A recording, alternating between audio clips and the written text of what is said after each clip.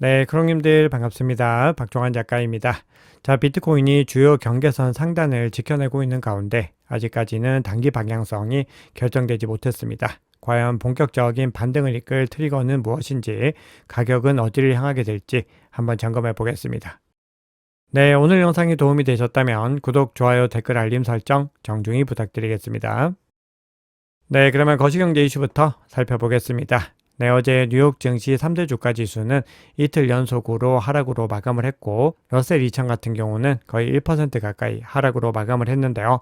파월 연준 의장이 증시가 고평가되었다, 이렇게 발언을 한 것이 아직까지는 여파를 미치고 있습니다. 거기다가 엔비디아와 오픈 AI의 대규모 투자 또한 여전히 AI 거품론의 의구심을 지워내지 못하면서 3대 주가 지수가 모두 다 하락으로 마감을 한 건데요. 자, 그런 가운데 어제 발표된 지표는 약간 현재 상황과는 괴리되는 결과가 나왔는데, 미국의 신규 주택 판매량이 예상 밖으로 크게 증가한 것으로 나오고 있습니다. 전월 대비로 해서 20.5% 증가를 해서 80만 건으로 집계가 되고 있는데요. 2022년 1월 이후로 가장 높은 수치이고 무려 3년 7개월 만에 가장 높은 수치가 나왔습니다. 그리고 예상치도 월등하게 상회를 하고 있는데요. 이런 결과가 나온 이유 자체는 신규 주택 재고가 늘면서 건설업자들이 공격적으로 가격 할인에 나서면서 이런 결과가 나오긴 했지만, 이렇게 판매량이 증가했다라는 부분들은 현재 관세 정책 영향으로 경기 둔화가 우려되는 가운데 나온 결과이기 때문에 다소 의외의 결과다, 이런 분석이 나오고 있습니다. 네, 현재 CME 패도 지출상으로 10월에 금리를 25bp 인하할 것이다라는 전망이 여전히 91.9%로 높게 유지가 되고 있고요. 연내 50bp 관점도 74.4%로 전날보다는 소폭 하락했지만 여전히 높은 수준을 유지하고 있습니다. 자, 그런데 어제도 말씀드렸듯이 연준 위원들의 발언들은 엇갈리고 있는데요. 특히 시카고 연은의 오스턴 굴스비 총재 같은 경우는 성급한 금리 인하가 우려스럽다라고 하면서 현재 고용 둔화가 경기 침체를 의미하지 않는다, 이렇게 언급을 하고 있습니다. 그래서 파이낸셜 타임즈는 지난주 FOMC 회의에서는 오스턴 굴스비가 25bp 금리 인하를 지지했지만 10월 달에는 추가 금리 인하를 지지하지 않을 가능성이 있다, 이렇게 언급을 하고 있습니다. 자, 그런데 스콧 베센트 재무장관 같은 경우는 오히려 파월의 최근 발언을 언급을 하면서 파월 의장이 금리 향방을 명확히 제시하지 않은 점이 의외다라고 하고, 왜 파월이 한 발짝 물러났는지 알 수 없다, 이렇게 주장을 하고 있습니다. 그러면서 연준이 오랫동안 금리를 지나치게 높은 수준에서 유지했기 때문에 파월이 100에서 150bp 금리 인하 신호를 줬어야 했다, 이렇게 덧붙이고 있습니다. 트럼프 대통령과 비슷한 기조의 발언을 하고 있습니다. 네, 어제 비트코인과 이더리움 현물 ETF에서는 순유출 흐름이 이어졌는데요. 이더리움에서 상대적으로 더 높은 순유출이 나오고 있습니다. 그리고 전체적으로 블랙락에서는 그렇게 순유출이 나타나지 않고 피델리티와 아크인베스트, 비트와이즈에서 주로 순유출이 나오고 있는 것을 볼 수 있습니다. 네, 그리고 블랙락을 제외한 요 세 가지 회사들은 거래소에서 바로 거래가 되기 때문에 순유출 흐름이 가격 타격으로 바로 이어지게 되는데, 비트코인 가격이 오히려 하루 사이에 반등했다는 것은 이 물량들을 더 받아낼 수 있는 수요들이 나오고 있는 것을 볼 수 있습니다. 네, 그러면 온체인 지표 통해서 시장의 상황 조금 더 깊이 있게 살펴볼 텐데요. 현재 온체인 지표는 변동성이 다가오고 있는 시그널이 나오고 있는 가운데 주요 변곡점을 간신히 지켜내는 움직임을 보이고 있습니다. 그런데 지표마다 소폭 하회하는 움직임들을 보이고 있는 지표도 있기 때문에 현재 중요한 경계선에 서 있다라는 부분들을 확인할 수 있습니다.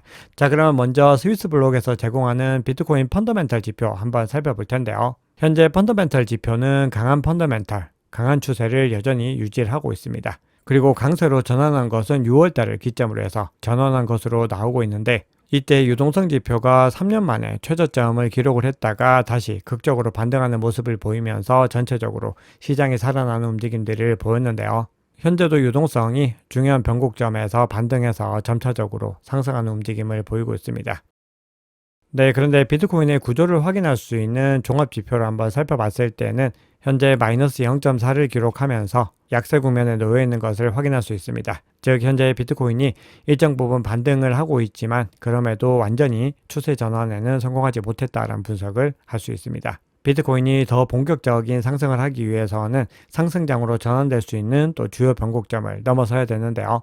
비트코인 구조지표상으로 봤을 때는 0을 넘어서는 것이 중요합니다. 즉, 양수 영역으로 전환을 해야 되는데 그 가격대가 대략적으로 117.7K 정도 부근에 위치를 하고 있습니다. 자, 그럼에도 전반적으로 비트코인이 가격을 잘 방어하고 있고 현재 변동성이 임박했다라는 시그널도 포착이 되고 있는데요. 크립토컨트에서 제공하는 세 가지 지표를 통해서 변동성이 다가오고 있는 시그널들 한번 확인해 보겠습니다. 자, 현재 비트코인의 내재 변동성이 2023년 이후로 최저 수준으로 떨어진 상황입니다.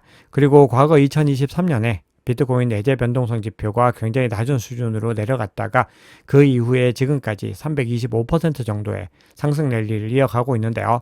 현재 그때 당시와 비슷한 수준을 보이고 있다. 이런 분석들이 나오고 있습니다. 자, 그러면 그 근거를 크립토컨트 지표를 통해서 한번 확인해 볼 텐데요. 첫 번째로 살펴볼 지표는 거래소 보유량이 계속해서 꾸준히 급락하고 있다는 겁니다.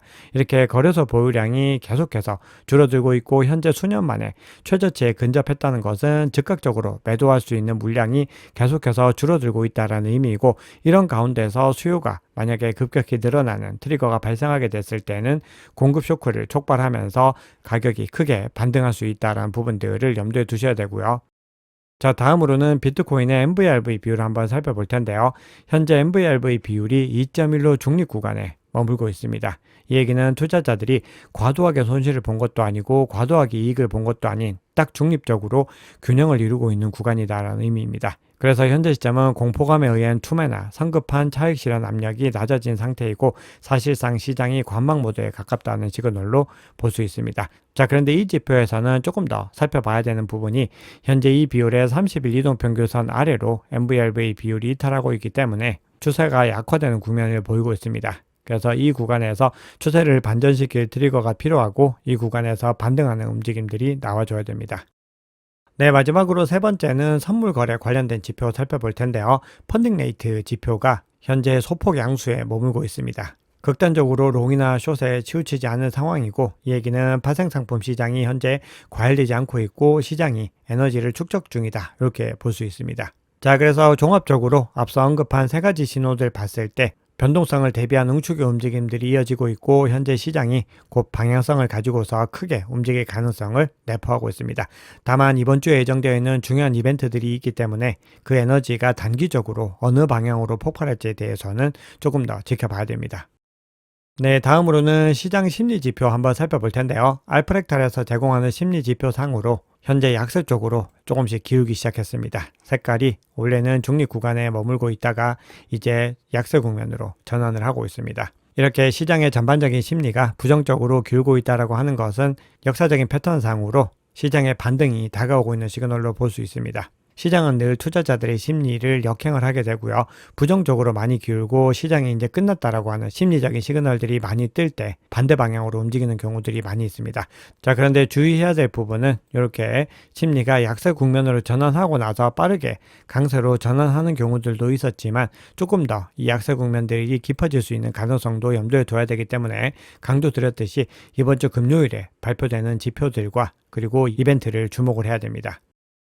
네, 그러면 부정적인 관점과 긍정적인 관점 하나씩만 더 말씀을 드리고 이제 주요 이슈로 한번 넘어가 볼 텐데요. 글래스노드에서 집계하는 비용 기준 분위수 지표 한번 살펴봤을 때 현재 비트코인 가격이 0.95 비용 기준 분위수 밑으로 하락한 것을 볼 수 있습니다. 이 빨간색 밑으로 소폭 하회를 하고 있습니다.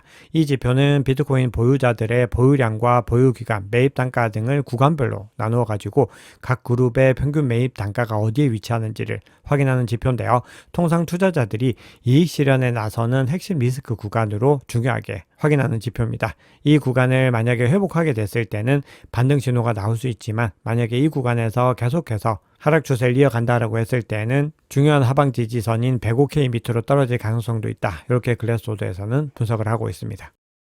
자, 다음으로는 온체인 관점에서 가장 중요한 지표 중 하나죠. 단기 보유자의 실현 가격 지표 한번 살펴볼 텐데요. 111.4K에 형성이 되어 있다고 말씀을 드렸는데 어제 조정 국면에서 이 구간을 짧게 이탈하고 바로 반등하는 것을 볼 수 있습니다. 즉 전체적으로 시장이 중요한 변곡점을 지켜내겠다라고 하는 의지를 확인할 수 있었습니다. 그렇기 때문에 만약에 이 구간 상단에 머물고 있다라고 했을 때는 상승 추세가 유지되고 있다, 이렇게 해석을 하는 것이고요. 만약에 이 구간을 하방 이탈하게 됐을 때는 추세가 더 약화되는 국면으로 갈 수 있습니다. 지난 4월에 그런 움직임이 나타났었습니다. 네, 마지막으로 이더리움 관련해서도 하나 살펴보겠습니다. 현재 비트코인은 다소 안정세를 이어가고 있지만 이더리움은 부진한 움직임을 보이고 있는데요. 특히 이더리움 가격이 핵심 매집 구간, 요 구간 아래 위치를 하고 있습니다. 이 매집 구간에서 응축이 이더리움 가격을 4,650달러 상단으로 끌어올린 원동력이었기 때문에 이 수준을 빠르게 회복하는 것이 굉장히 중요합니다. 만약에 빠르게 이 매집 구역을 회복하지 못할 경우에는 이더리움 가격이 추가적으로 더 조정을 받을 가능성도 열려 있습니다. 자, 그러면 시장의 중요한 이슈들 살펴보기 전에 전체적으로 온체인 지표가 가리키는 방향성들과 현재 단기적인 변수, 장기적인 변수를 정리를 해보자면은 현재 변동성이 다가오고 있는 시그널들을 말씀을 드렸고 중요한 변곡점을 지켜내고 있는 부분들을 말씀을 드렸습니다. 그리고 이 방향성이 결정되는 부분은 이번 주 금요일에 오후 5시에 예정되어 있는 주간 옵션 만기와 9시 반에 예정되어 있는 개인 소비 지출 물가지수 PCE 지표가 중요한 영향을 미칠 수 있습니다. 주간 옵션에 많은 물량이 몰려있기 때문에 소화하는 과정에서 변동성이 나타날 수 있고 PCE 지표에서 물가가 잡히고 있는지 여부에 따라서도 추가적으로 방향성이 결정될 수 있습니다. 자, 그런데 이 부분들은 단기 방향성에 해당하는 부분들이고요. 우리가 10월과 11월을 기점으로 해서 상승 추세는 꾸준히 유지가 되고 있고 시장의 유동성도 여전히 풍부하게 존재하고 있는 상황이기 때문에 결국은 거시경제적인 불확실성이 해소되는 부분들 그리고 10월에 금리 인하에 대한 부분들이 그 시점들이 가까워지면서 중장기적인 상승 흐름들이 이어질 가능성은 여전히 높게 유지가 되고 있습니다. 자, 그래서 이슈 한번 살펴봤을 때 펀드스트렛의 설립자이자 비트마인의 이사회 의장인 톰리 같은 경우는 KBW 2025 행사에 참석해서 연말까지 비트코인이 20만에서 25만 달러, 이더리움은 무려 만에서 12,000달러에 도달할 것이다. 이렇게 이야기를 하고 있습니다. 자, 그리고 마이클 세일러 스트래티지 공동 창립자도 CNBC에 출연해서 180개 기업이 비트코인을 매집하고 있고 그 물량이 채굴 물량을 월등하게 뛰어넘고 있는 가운데 최근 거시경제적 상황이 좋지 않고 기술적 저항에 직면해 있지만 결국은 위기를 이겨내고 올해 말까지 상승세를 이어갈 것이다. 이렇게 이야기를 하고 있습니다. 그러면서 또 장기적인 시선으로 이야기를 하고 있는데요.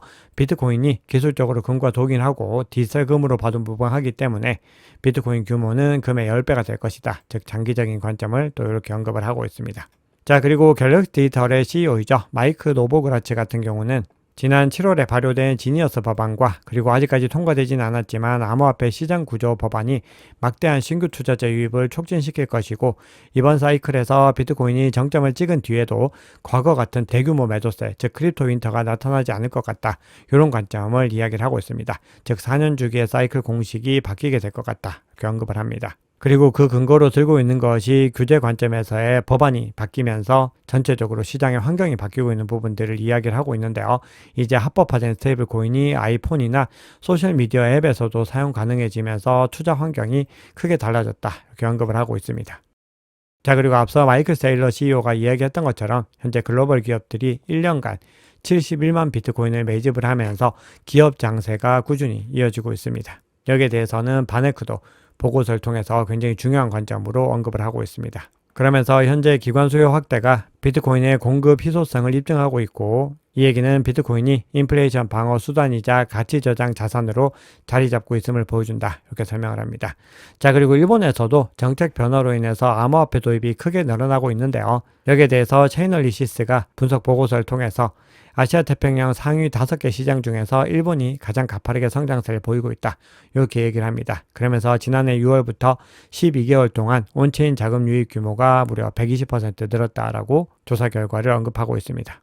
그리고 일본은 최근 암호화폐 업계 규칙을 기존 증권시장과 비슷한 수준으로 변경하고 암호화폐에 대한 세금을 낮추는 규정을 검토 중이고 지난달에 엔화 연동 스테이블코인 발행을 승인했다. 이렇게 강조를 합니다. 한국도 계속해서 이 암호화폐에 대해서 친화적인 규제들로 전환을 해야 되고 앞으로 주변 국가들 대비로 빠르게 좀 움직임을 가져가야 되는 중요한 국면에 놓여 있는데요. 국민의힘 의원이 디지털 자산 시장 통합법을 발의를 하면서 가상자산 파생상품 허용 같은 여러 가지 또 옵션들을 추가를 하고 있습니다. 국회에 제출된 세 번째 업권법 제정안이고 야당에서는 처음 나온 가상자산 업권법입니다.